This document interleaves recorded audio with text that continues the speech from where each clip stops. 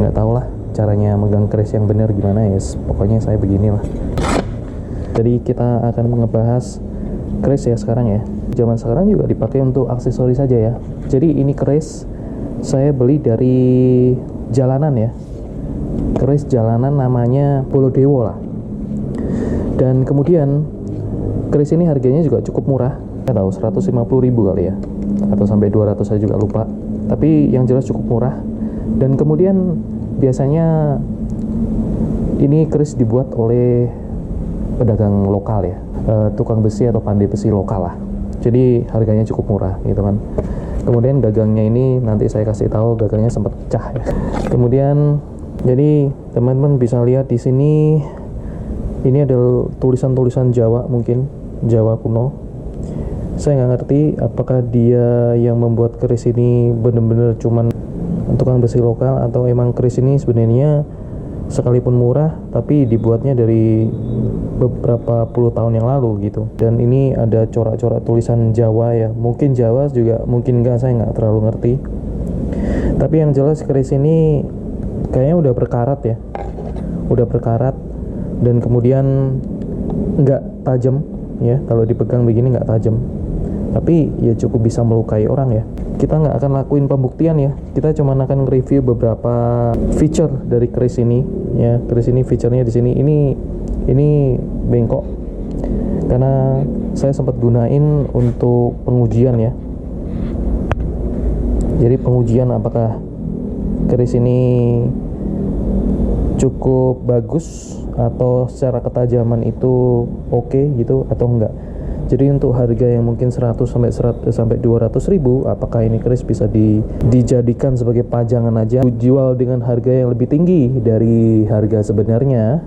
Kita lakuin tes pengujian pertama, kita pakai bambu ya.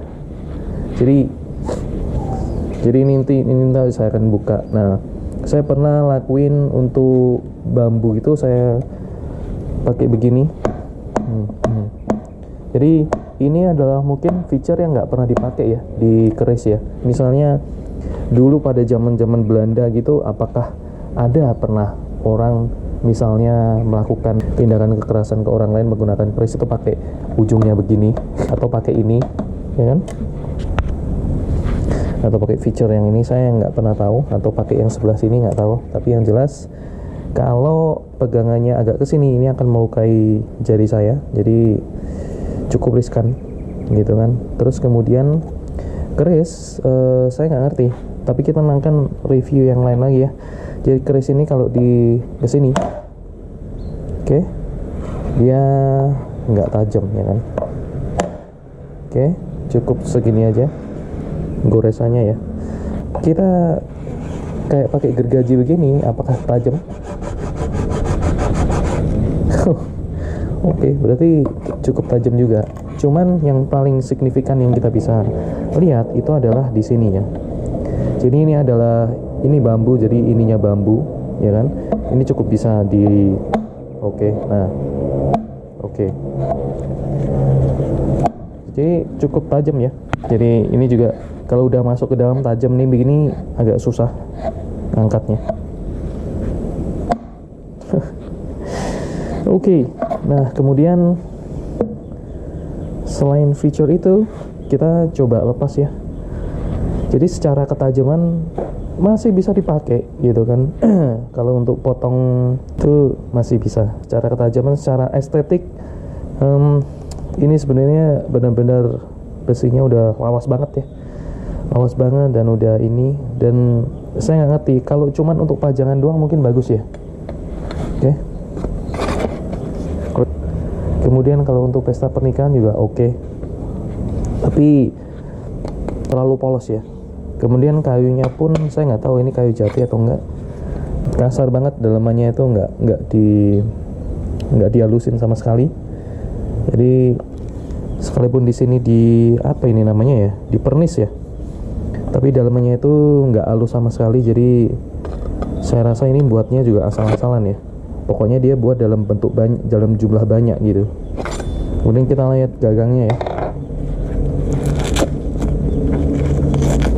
Karena dia nggak tajam, jadi saya nggak masalah pegang di sebelah sini ya. Ini gagangnya kemarin sempat rusak karena saya lempar dan kemudian saya cukup keras memukulkan ke bambu. Oke, jadi lihat dari sini. Jadi dia tengahnya itu seperti ini ya. Dia ada apa sih namanya ini, kayak penguncian di sini.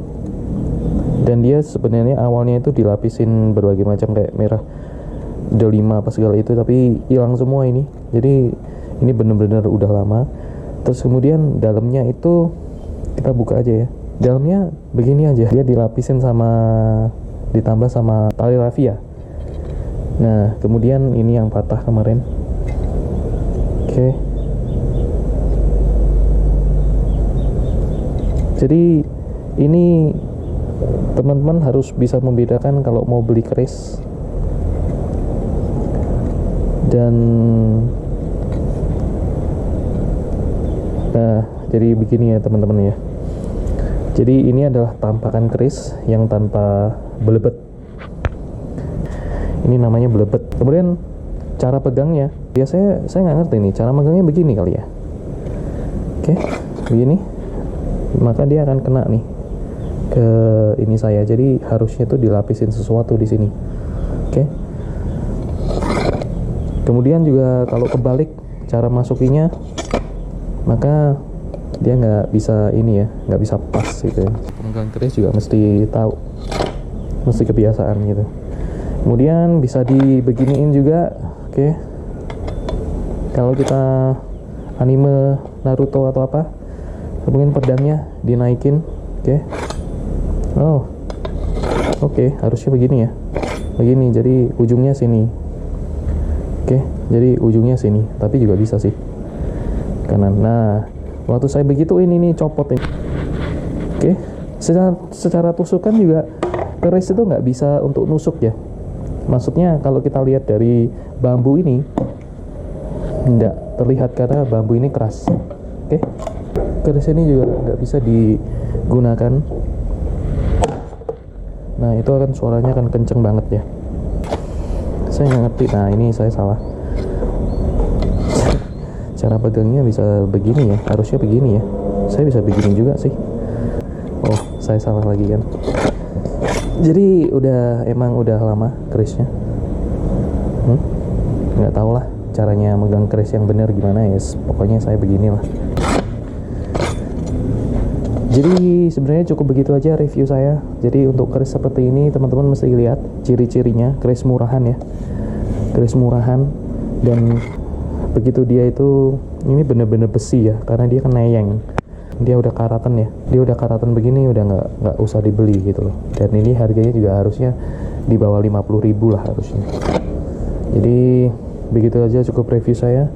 Next time kita akan bahas kujang ya, karena kalau misalnya keris ya cuma nge-review dari ketajaman, kemudian dari umur ya kan, kemudian dari corak seperti ini, kemudian dari apakah teman-teman ketipu atau enggak ya, atau dari segi estetika ya kan.